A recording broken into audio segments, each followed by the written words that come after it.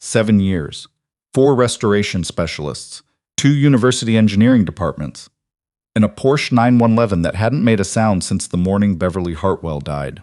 Her husband Douglas Hartwell had spent $340,000 trying to fix it, not because the car was worth that. A 1973 Porsche 911T in that condition, with that history, might fetch $180,000 on a good day to the right buyer. He spent the money because Beverly had found the car at an estate sale outside of Flagstaff when she was 31 years old, paid $4,200 for it, and driven it home with the windows down and the radio off, singing to herself the whole way. He knew because she called him from the road and held the phone out the window so he could hear the engine. That was the kind of woman she was. Douglas ran a small garage on the edge of Mill Haven, Oregon, population 6,400, one stoplight, one diner that served breakfast until 2 in the afternoon because the owner, a woman named Patsy, said anyone who wanted lunch could go somewhere else. The garage was called Hartwell Auto, which was not creative but was accurate. He fixed trucks mostly, farm equipment when he had to. The occasional vintage car when someone drove through from the coast and broke something they couldn't explain at a dealership. He had been running the shop for 6 years.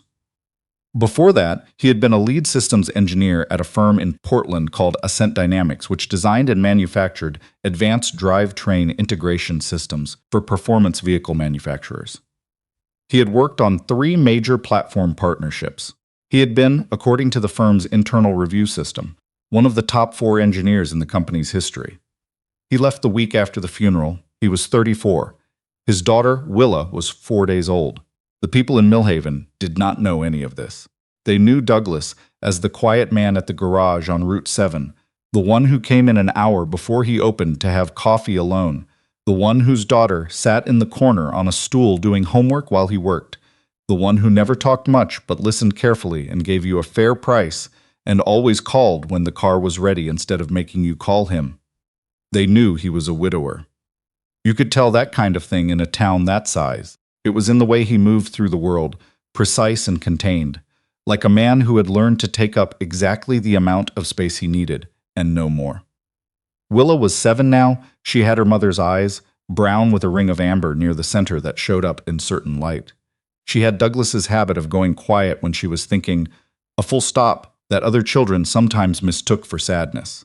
It wasn't sadness. She was just thinking. She did it when she was happy too. She kept a notebook in her jacket pocket. She wrote things in it that she considered worth keeping. Douglas had seen a few entries over her shoulder, the smell of rain on hot asphalt, the exact color of a strawberry at peak ripeness, the way her teacher, Mrs. Calloway, pronounced the word particularly. He did not tell her he had seen these things. He thought she might stop writing them if she knew someone was looking. The Porsche had been sitting in a storage unit in Portland for the first 2 years after Beverly died. Douglas couldn't look at it. He couldn't make himself deal with it, and he couldn't make himself get rid of it. So he paid $180 a month to not have to decide. When Willa was 2.5, he had it transported to Millhaven and put in the bay behind the shop that he didn't use for customer work. He covered it with a canvas tarp and left it there. The first specialist arrived 8 months later. He came from a restoration outfit in Eugene that advertised itself as the Pacific Northwest's premier vintage German vehicle authority. He spent 3 days with the Porsche and left with a detailed invoice and no diagnosis. The car would not start. The engine was mechanically sound. He was clear on this point, almost defensive about it, as if the soundness of the engine was something he deserved credit for discovering. The electrical system was the problem. Something in the ignition architecture was failing. Every test came back clean, which meant whatever was wrong existed outside the range of what the tests were designed to find. Douglas read the report. He understood all of it. He did not say this to the specialist. The second team came from Seattle. They were more expensive and more confident, which in Douglas's experience usually meant one of those things would turn out to be accurate. They spent a week. They installed a new ignition switch, replaced the voltage regulator, sourced a period-correct distributor from a parts dealer in Bavaria. The car still would not start. The third attempt was the university engineering department. A contact Douglas still had from his time at Ascent reached out after hearing about the Porsche through the professional network Douglas had been quietly ignoring for 6 years. The department sent 2 graduate students and a faculty advisor who published research on vintage European drivetrain systems. They were there for 11 days. They were thorough and earnest, and they left without fixing it, which Douglas found worse somehow than if they had been careless. It is harder to watch capable people fail cleanly. By year 5, he had stopped counting what he'd spent. The money was not the wound. The money was just a number attached to the wound, which was this. Beverly had loved that car with a specific, uncomplicated joy that Douglas had found beautiful precisely because she applied it to almost nothing else. She was not a sentimental person. She did not keep things for the sake of keeping them. She returned books she'd read, donated clothes she no longer wore, felt no particular attachment to furniture or jewelry, or the house they'd rented for 3 years in Portland before buying the place in Millhaven. But the Porsche she loved, completely and without irony, the way some people love a piece of music or a place they visited once as a child. She used to take it out on Sunday mornings when Douglas was still sleeping. She'd be back before he woke, smelling like cold air and motor oil and coffee from the drive-thru on the highway, standing in the kitchen in her jacket with her hair loose and her cheeks pink, looking like someone who had solved a problem she hadn't told anyone about. He had promised himself he would fix it. He had not fixed it. The 4th specialist arrived on a Thursday in March, 7 years after Beverly died. Her name was Dr. Irene Mast, and she held a position at a research institute in Zurich that studied the preservation of mid-century European performance vehicles. She had been recommended by someone Douglas had never met through a chain of introductions that began with a graduate student from the university attempt and ended with an email from Switzerland that was precise and formal and slightly intimidating in its confidence. Dr. Mast was 60 years old, with close-cropped silver hair and the bearing of a person who has spent decades being right in professional settings and has arrived at a calm relationship with that fact. She examined the Porsche for 2 hours before saying anything. She circled it the way you'd circle a patient on a table, unhurried, removing nothing, just looking. Then she looked at Douglas and said, in accented English that was more precise than most native speakers he knew, "I have read all previous documentation. I want to tell you that I expect to find the answer. I want to also tell you that I say this not to comfort you, but because I believe it to be true." Douglas appreciated this. He showed her to the bay and left her alone. She was there for 8 days. On the morning of the 9th day, Douglas arrived at the shop at 6:30 to find Dr. Mast standing outside the bay with her coat on and her bag at her feet, not inside. Outside, the position of someone who has made a decision. He knew before she spoke. She was thorough in her explanation. The fault appeared to exist in an integration between 2 systems, she said, where a cascading interaction produced a behavior that registered on diagnostics as a non-event. The instruments were looking for failures in isolation. The failure was not isolated. It existed in the relationship between components rather than in any component itself. Without identifying the precise origin point, any repair carried a significant risk of introducing new damage to a system that was otherwise intact. She was sorry. She said it the way people say it when they actually mean it, which is without the cushion of additional words. "Thank you," Douglas said. His voice was the same as it always was. He had gotten very good at this voice. He waited until a rental car turned off Route 7 before going into the bay and sitting on an overturned milk crate next to the Porsche. The morning was cold. March in Millhaven had a particular quality of cold, damp, and boneless, the kind that found the gaps in your clothing and stayed there. He sat with it. Willow was at school. He had 2 hours before he needed to open. He thought about calling someone, which he did almost never, and then did not call anyone, which was the usual outcome when he thought about it. He put his hands in his jacket pockets and looked at the Porsche under the shop lights and thought, with a clarity that felt more like exhaustion than insight, that this was probably the end of it. He had run out of people to call.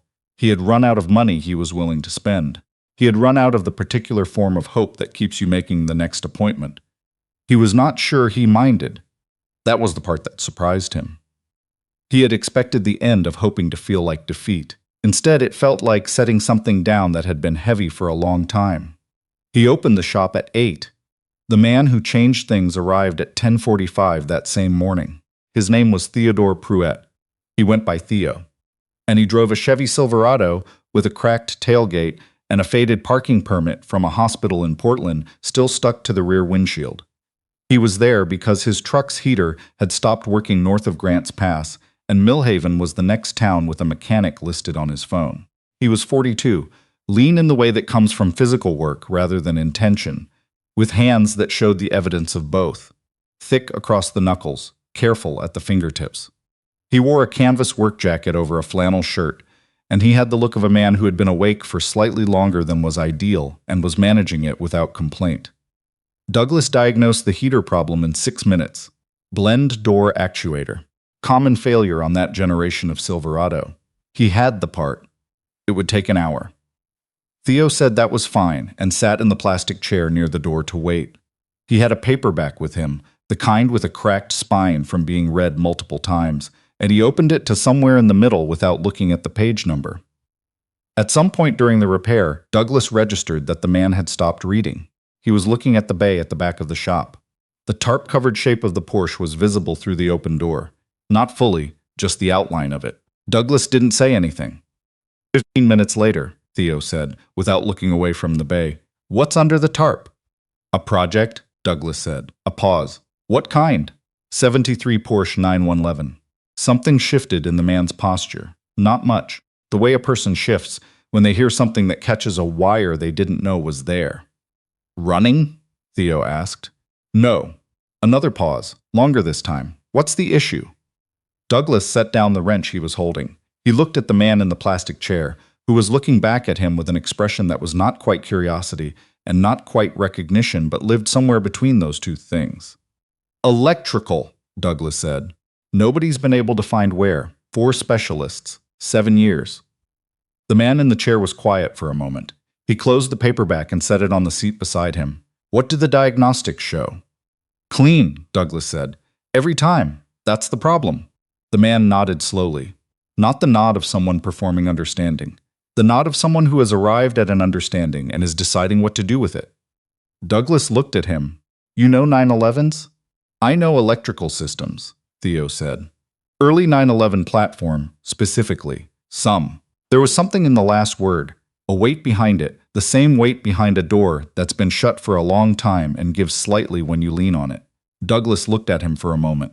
Then, because the morning had already been the kind of morning it had been, and because he had just spent 7 years and $340,000, and he was sitting next to an empty hope, he said, "You want to look at it?" Theo looked at him steadily. "I can try," he said. "No qualifications. No, I don't know if I can help you, or I'm not really a specialist. Just I can try," in the tone of someone who says things they mean. "All right," Douglas said. He told himself it was nothing. He told himself this was a man with a broken truck heater and a paperback he'd already read twice and a passing familiarity with German cars. He told himself the next hour would produce a shrug and a handshake, and that was fine, that he had already made his peace with the Porsche not being fixed, that the peace was real, and he was not bargaining with himself about it. He finished the Silverado. He brought Theo into the back bay and pulled the tarp off the Porsche and stepped away. Theo stood in front of it for a long moment without speaking. Then he crouched down near the driver's side door and looked at something along the rocker panel. Then he stood and looked at the engine lid. Then he said, "Can I get under the hood?" "Go ahead," Douglas said. He went back to the front of the shop and did the paperwork for the Silverado. He did not watch. When Willa arrived after school at 3:15, the heater customer was still in the back bay. She dropped her backpack next to Douglas's stool, climbed up, and opened her homework folder with the focused efficiency of someone who has a system. "Who's that?" she asked, not looking up. "Customer," Douglas said. "His truck's done, but he's looking at something else." "The Porsche?" "Yeah." Willa wrote something in her notebook. "Is he going to fix it?" "I don't know." She looked up at him then, her brown eyes with the amber ring. "Do you think he might?" Douglas looked at the open bay door. He could see Theo's feet under the car, the heels of work boots, one with a broken lace knotted in the middle. "I don't know," he said again. But it came out differently the second time. At 5:15, Theo emerged from the bay, wiping his hands on a shop rag he'd found somewhere. His jacket had a smear of grease on the left cuff. He looked at Douglas with an expression that Douglas had learned, over the past several hours, to read as his thinking face. It was not a face that performed its thinking. It was the face of someone whose thinking happened behind their eyes, complete, before any of it came forward. "I found something," he said. "I'm not certain. I need to confirm it." Douglas waited. "Can I come back tomorrow?" "Yes," Douglas said. He did not ask what Theo had found. He had learned over 7 years and 4 specialists the difference between people who needed to be heard before they were ready and people who weren't ready yet. This was the second kind. Theo picked up his jacket from the workbench where he'd put it. He looked at Willa, who had packed up her homework and was now reading a book on the stool. "What are you reading?" he asked. She held up the cover without looking at him. It was a book about rivers, the geography of them, how they moved, what they carried. "Is it good?" "It's interesting," Willa said, with the precise distinction of someone who has thought about the difference. Good and interesting aren't the same thing. Something moved across Theo's face. Not quite a smile, the shape a smile makes before it decides to arrive. "Fair enough," he said, and went out. Douglas stood in the shop for a moment after the truck pulled out. Willa had gone back to her book. The bay was empty. The Porsche sat uncovered under the lights for the first time in a while, and looking at it from across the shop, Douglas thought that it looked different without the tarp. Not better, not worse. Just more present. More like itself. He covered it back up. He made dinner, which he was not particularly skilled at, and approached with the same methodical competence he applied to mechanical problems, working through the steps correctly without flair. Pasta with jarred sauce that he improved with things from the refrigerator, half an onion, garlic, the last of some Italian sausage. Willa ate it without comment, which in her vocabulary meant it was fine. After dinner, she said, "Dad, what do you think he found?" Douglas looked at his plate. "I don't know, but do you think it's real? Like, do you think he actually found something?" He thought about Theo's expression when he came out of the bay.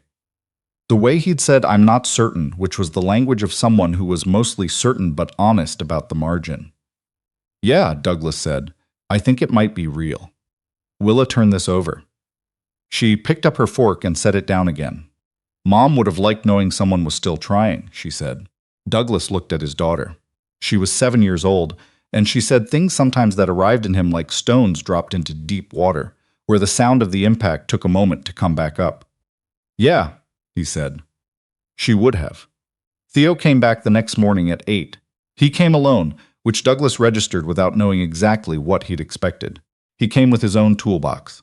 Not a large one, a medium-sized metal box, red, battered at every corner, with what appeared to be a collection of decals on the inside lid that were old enough to have faded to suggestions of their original colors. He set it on the workbench with the quiet familiarity of someone who has set it on many workbenches. He said, "Good morning." Douglas said good morning. That was the conversation. Willa was at school. Douglas had 2 cars to work on. He worked on them. At 11, he brought 2 cups of coffee into the back bay.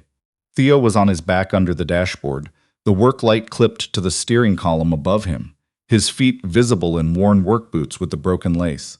Douglas set 1 cup within reach and went back to the front. At 1 o'clock, he checked. The coffee was gone. Theo was sitting on the floor with his back against the driver's door, looking at something he was holding up in the light. A section of wiring, thin, from somewhere inside the dash. He was turning it slowly, in the specific light of a man who has identified a thing and is confirming his identification. Douglas leaned in the door. "You eat lunch?" he said. "I'm fine," Theo said, which was not an answer. Douglas brought him half a sandwich from the deli bag he'd picked up that morning. He set it on the workbench and went back to the front and said nothing more about it. The sandwich was gone when he checked it too. Willa arrived at 3:15. She came straight to the back bay without putting her backpack down first, which was unusual. She stood in the doorway and looked at Theo, who was now working with his head and both arms inside the engine compartment, and at the Porsche, which had been partially disassembled in a way that was careful and deliberate, nothing removed that didn't need to be removed, everything set aside in an order that made sense.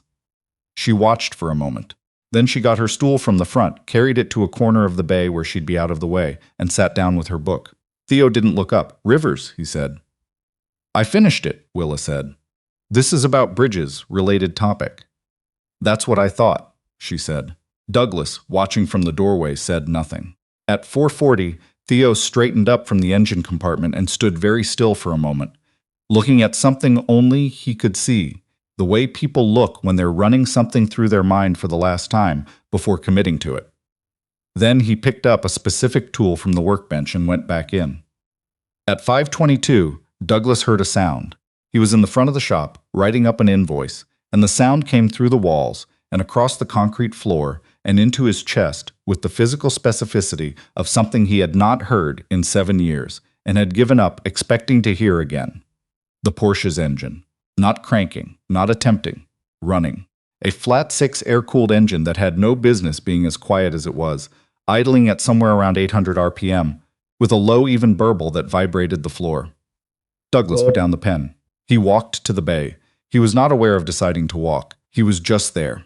The Porsche was running. Theo was standing to the left of the car with his arms crossed and a look on his face that Douglas could not immediately name. Not triumph, not satisfaction exactly, but something quieter and more internal. The expression of someone watching something that has been broken and important return to the state it was supposed to be in. Willow was still on her stool in the corner. She had put the book down. She was looking at the Porsche with her hands flat on her knees and her head slightly tilted, and the expression she wore was one Douglas had never seen before, not on her face, which he knew as well as he knew anything. It was the expression of a child encountering something they didn't know how to file yet. Something too large for the available categories. She looked at Douglas. He was in the doorway. "Dad," she said. It wasn't a question. It wasn't anything that needed a sentence around it. Douglas walked into the bay. He stood next to Theo and looked at the running engine and felt something happen in his chest that he had been keeping a door closed against for 7 years. And the door opened the way it opens when you've been holding it shut so long that your arms have gone numb and you don't notice you've let go until you feel the air come through. He did not cry. He stood very still and breathed and let the sound of the engine work on him, which is what it did, the way sounds from the past work on you when they return, not like nostalgia, which is managed, comfortable, a choice, but such like something that bypasses the parts of you that are good at managing things and reaches the parts that remember without permission. After a while, Theo said quietly, "It's stable. She's running clean." Douglas nodded. He did not trust his voice immediately. "What was it?" he said when he did. Theo leaned over the engine compartment. He pointed to a section of wiring harness near the left side of the firewall, routed along a bracket that didn't match the factory specification. "Someone modified the electrical system," he said. "Sometime in the 80s, probably. Added an aftermarket security system, which was common for a car like this in that era. They were stolen constantly. The modification was clean, competent work. But the integration point here, he traced the line without touching it, rerouted a ground path. Over 40-some years, the insulation on that section degraded. Not uniformly, not enough to show as a clean failure, just enough to create a resistance change under specific conditions." Douglas was watching where he pointed. "Temperature," he said. Theo looked at him. "When the engine bay warms up," Douglas said, "the resistance changes." Theo was quiet for a moment. "Yes," he said. "The ignition management system reads it as a sensor error and shuts the ignition cycle before it completes. The car looks like it's failing to start for no reason. But the reason is specific. It's in the same place every time, doing the same thing."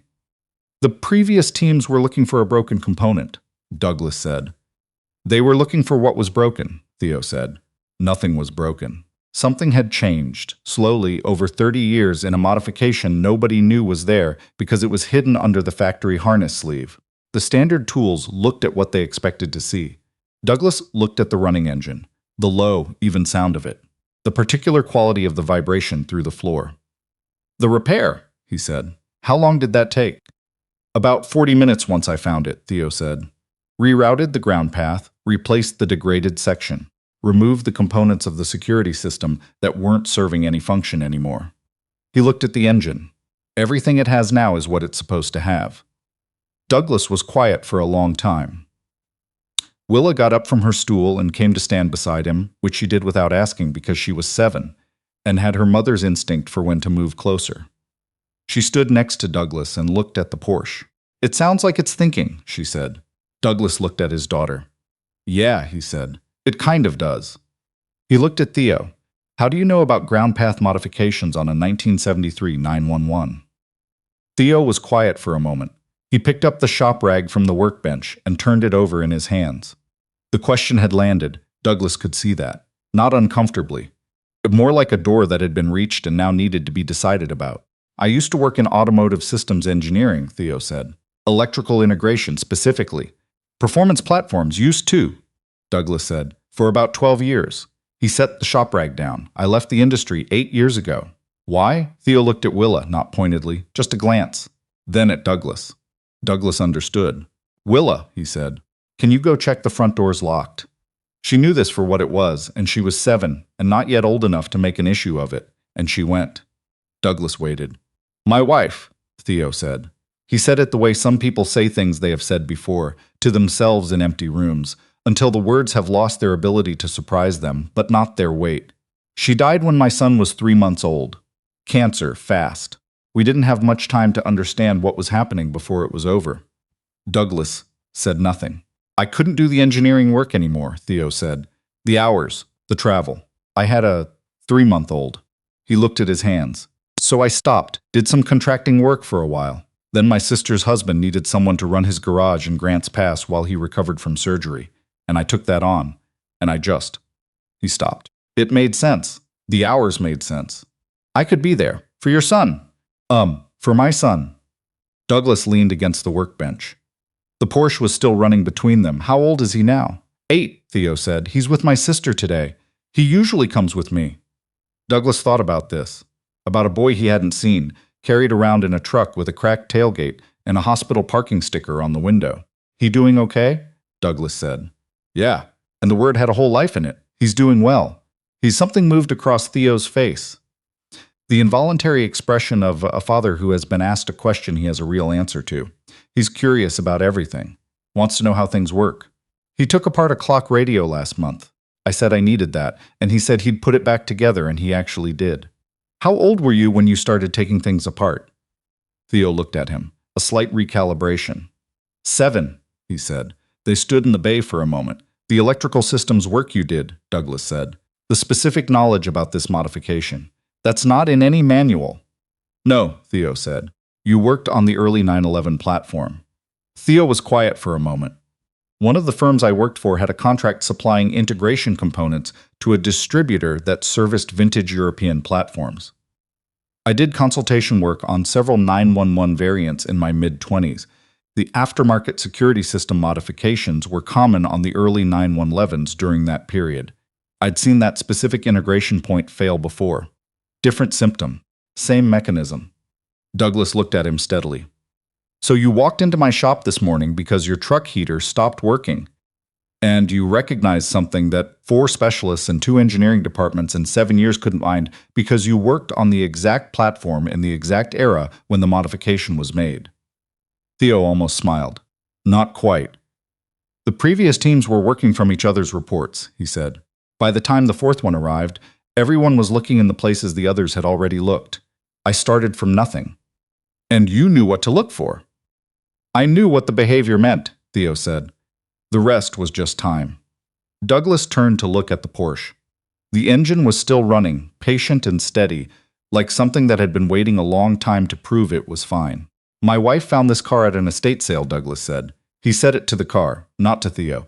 She paid $4,200 for it. She drove it home with the windows down. She used to take it out on Sunday mornings before I was awake. He paused. She died 7 years ago. Massive stroke. Very fast. She was 34. Theo was quiet. I promised myself I'd fix it. Douglas looked at the running engine. And then I spent 7 years not fixing it. You kept trying, Theo said. That's not the same thing. No, Theo said. But it's not nothing either. Douglas looked at him. Theo was looking at the Porsche with the same expression he'd worn since the engine turned over. The quiet, internal one. The one that didn't need an audience. What made you decide to go in? Douglas said. When I asked if you wanted to look at it, you didn't hesitate. Theo was quiet for a moment. He looked at the car. I haven't touched a system like this in 8 years, he said. I've thought about it, what I left behind. Some days I think the quiet is better. The industry takes everything you have and then asks for more, and when you have a kid, there isn't more to give. He paused. But some days I miss it. The way a problem that looks impossible turns out to have one very specific thing wrong with it, somewhere in the architecture where nobody thought to look. He turned the shop rag over once more, set it on the bench. Your car looked like that kind of problem. Douglas looked at the Porsche, the engine at idle, the low, even sound that Beverly had loved, that she had held a phone out a window to share. You hungry? Douglas said. For actual food, not half a sandwich I put on a workbench without telling you it was there. Theo looked at him. For the first time since the morning, something shifted in his face, and the almost smile arrived. Yeah, he said. I could eat. There's a diner in town. Closes at 2 but reopens at 5. Patsy makes a beef stew on Thursdays that's better than anything you'd expect to find in a town this size. Patsy, Theo said. The owner. Strong opinions about what constitutes lunch. You'll understand when you meet her. They closed up the shop. Douglas went to the door of the bay and looked at the Porsche one more time. The engine was off now, cooling in the still air.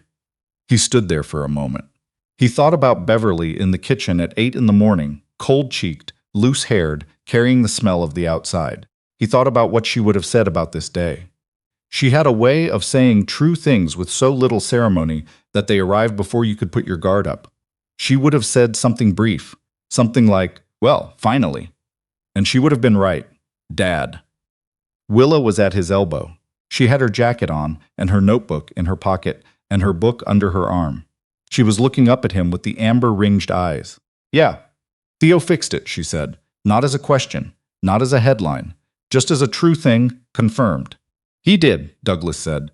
She looked at the Porsche. Can we drive it sometime? Douglas thought about this, about Sunday mornings, about windows down and radio off. Yeah, he said. We're going to drive it. Willa considered this with the solemn evaluation she gave to important information. Then she nodded once, satisfied, and walked toward the door. Theo was waiting by the Silverado, hands in his jacket pockets. He had offered to follow them to the diner. His son, he'd said, would be dropped off by his sister at 6, and he needed to be back in Grants Pass by 9. Douglas had said that was plenty of time. As they came out of the shop, Willa looked at Theo. What's your son's name? She said. Jonah, Theo said. She thought about this. Does he like bridges? Theo looked at her. I don't know, he said. I've never asked him specifically. Why? I just finished a book about them, Willis said. If he wants to borrow it, I'm done with it. Theo was quiet for a moment, not the long thinking quiet. Just a moment of arriving somewhere slightly unexpected and finding it was all right there. I'll ask him, he said. They went to the diner. Patsy, who knew Douglas and his history the way small-town business owners know, the histories of people who have been showing up reliably for years, placed a bowl of stew in front of each of them without being asked, and then went away again, which was her manner and which Douglas appreciated. Willa ate and read and offered occasional observations about bridge engineering to no one in particular, which Theo listened to with the attention of someone who finds this kind of thing genuinely interesting and is not performing the interest. They talked until 7, not about the car mostly, about Grants Pass, about what kind of problem solver Jonah was, specifically. He preferred hands-on solutions and was skeptical of instructions, which Theo said was a quality he recognized. About what Douglas had studied before Ascent and what Theo had studied before his firm. About the way people assumed things about the work that happened in garages and the work that happened in engineering departments, and how the distance between those two things was usually smaller than either side thought. At 7, Theo said he needed to go. He paid for his stew over Douglas's objection, and then he said, I'll be in Millhaven again in 3 weeks. I come through on the way to see my mother in Newport. Come by the shop, Douglas said. Yeah, Theo said, I will. At the door, Willa looked up from her book long enough to say goodbye, and Theo said goodbye, and she said to tell Jonah the bridge book would be at the shop if he wanted it. Theo said he would tell him. He went out.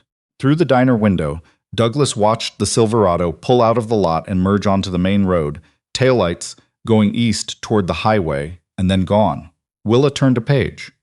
Douglas looked at the table for a moment. He thought about the Porsche in the back bay, engine off now, sitting in the dark with its new ground path and its original ignition intact, waiting to be used. He thought about what using it would mean, not the symbolism of it. He was not much for symbolism, but the practical, actual thing. The windows down. The particular note the flat 6 made at speed. Willa. in the passenger seat with her notebook. He thought Beverly would have had something to say about this, too. About a man with a cracked tailgate and a hospital parking sticker who happened to break down in the right town on the right morning and happened to know the one thing 7 years of searching hadn't been able to find.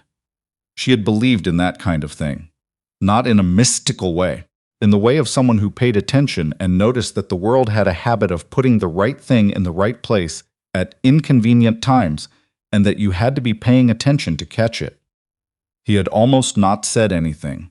He had stood behind the front counter with the invoice for the Silverado and watched the man in the plastic chair look at the shape under the tarp and almost not said a word.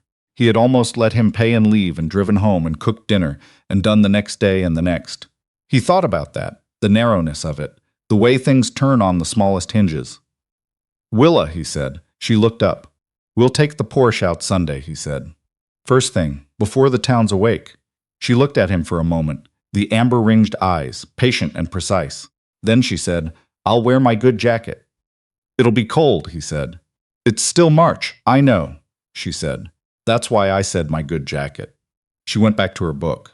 Douglas drank the last of his coffee and looked out the window at Millhaven, which was doing what it did in the evening. Quieting, the main street going dim at the edges, the one stoplight blinking yellow at the empty intersection.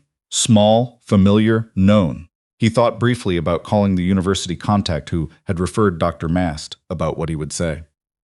About the fact that the answer, after 7 years, had arrived on a Tuesday in a truck with a broken heater and a cracked tailgate, carrying a man who had left the engineering world to be present for his son and who still carried the knowledge in him like something stored carefully against future need.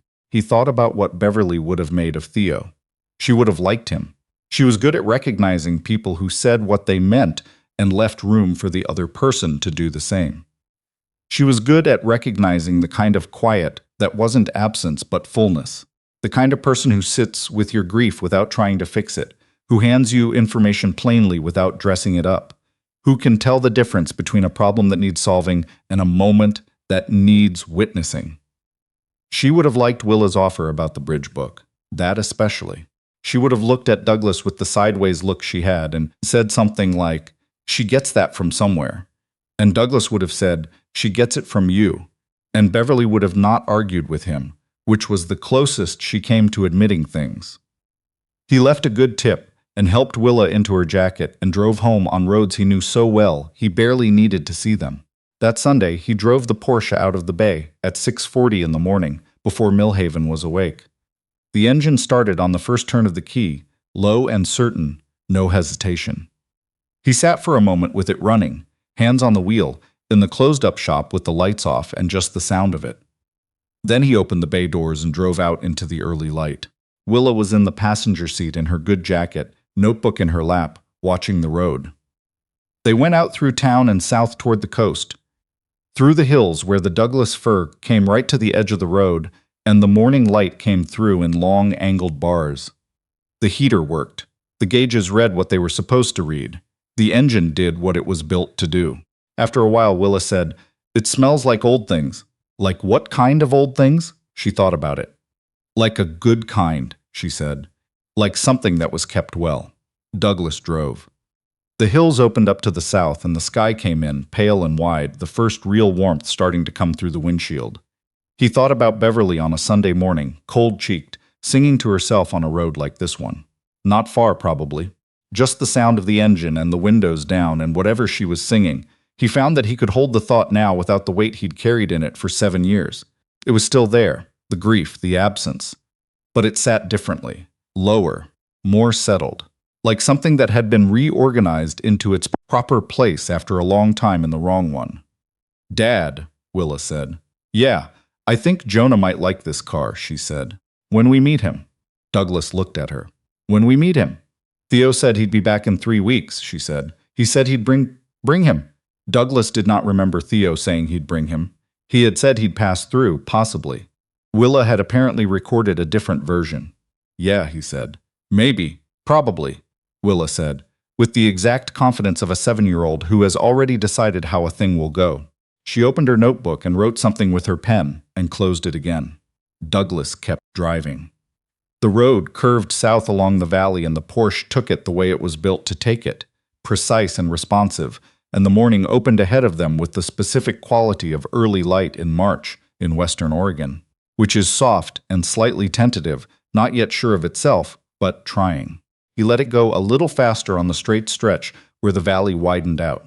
Willa put her hand out the window, open-palmed, feeling the air, and somewhere behind them Millhaven was waking up, and somewhere ahead of them the coast was there, and the ocean was doing what it always did, enormous and indifferent and entirely reliable.